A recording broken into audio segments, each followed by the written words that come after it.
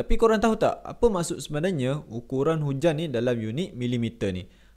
Kita selalu dengar taburan hujan ni diukur dalam unit ataupun milimeter. Contohnya dalam berita selalu ada sebut taburan hujan sebanyak 200 300 Tapi korang tahu tak apa maksud sebenarnya ukuran hujan ni dalam unit milimeter ni? Ramai tak faham sebab angka tu nampak macam ukuran panjang. Kenapa tak diukur dalam unit isi padu? Jadi hari ni saya cuba nak jelaskan dengan cara paling mudah.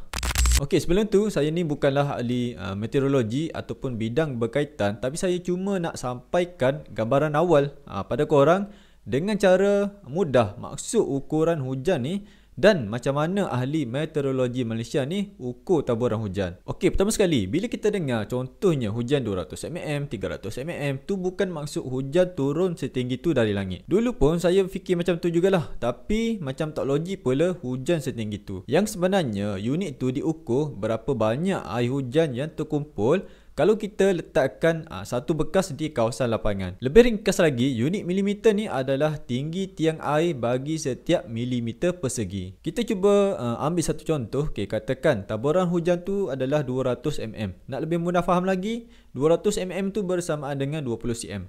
Senang sikit lah kita nak buat anggaran. Bayangkan macam ni. Okay, kita letak satu beldi kosong dekat luar rumah.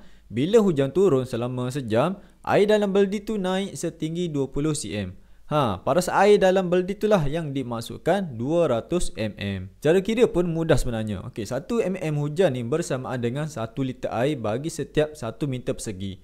Jadi, kalau hujan 200 tu bermaksud ada 200 liter air terkumpul atas keluasan 1 meter persegi. Bayangkan 200 botol air mineral yang 1 liter tu dituang atas satu kawasan seluas 1 meter persegi. Jadi, itulah betapa banyaknya hujan 200 ni. Okey, setakat tu je yang saya boleh explain untuk bagi korang gambaran awal macam mana ukuran hujan ni diukur dan apa maksud milimeter tu. Kalau korang nak lebih mendalam lagi, bolehlah tanya pihak Met Malaysia sendiri. Okey, gambar di sebelah ni pula menunjukkan beberapa alat yang digunakan untuk ukur taburan hujan. Konsepnya sama macam contoh beldi di luar rumah yang saya beritahu tadi. Cumanya dengan alat ni, ahli meteorologi dapat ukur dengan lebih tepat lagi.